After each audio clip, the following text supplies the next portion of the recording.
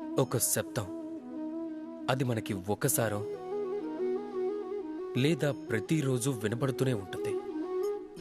స్వార్థం.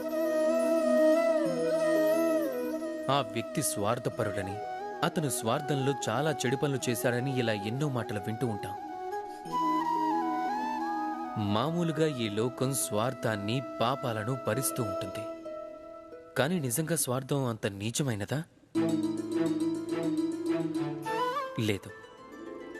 స్వార్థం అనే శబ్దం స్వాతో మొదలవుతుంది. అంటే స్వయంతో. అంటే ఏ కార్యంలో కేవలం స్వయం అనే అర్థం ఉందో, కేవలం స్వీయ లాభం మాత్రమే ఉందో అదే స్వార్థం. ఇక్కడ ఉత్పన్నమయ్యే ప్రశ్న ఏమిటంటే, మీ యొక్క స్వయం అంటే ఏమిటి? మీ స్వయంలో మీరే ఉంటే ఖచ్చితంగా మీరు స్వార్థపరులే. ఒకవేళ మీ స్వయంలో మీ పరివారం ఉంటే మీరు పరివార ప్రేమికులు. ఒకవేళ మీ స్వయంలో అన్యులు కూడా ఉన్నట్లయితే మీరు పరోపకారులవుతారు. ఒకవేళ మీ స్వయంలో ఈ లోకం మిళితం అయ్యుంటే అప్పుడు మీరు పరమార్థులవుతారు. మీ స్వార్థానికి దూరంగా వెళ్ళకండి, దాన్ని విస్తరించండి. మీ అస్తిత్వాన్ని విస్తరించినట్లయితే అప్పుడు మీ స్వార్థం స్వయంగా పరమార్థంగా మారుతుంది. రాధా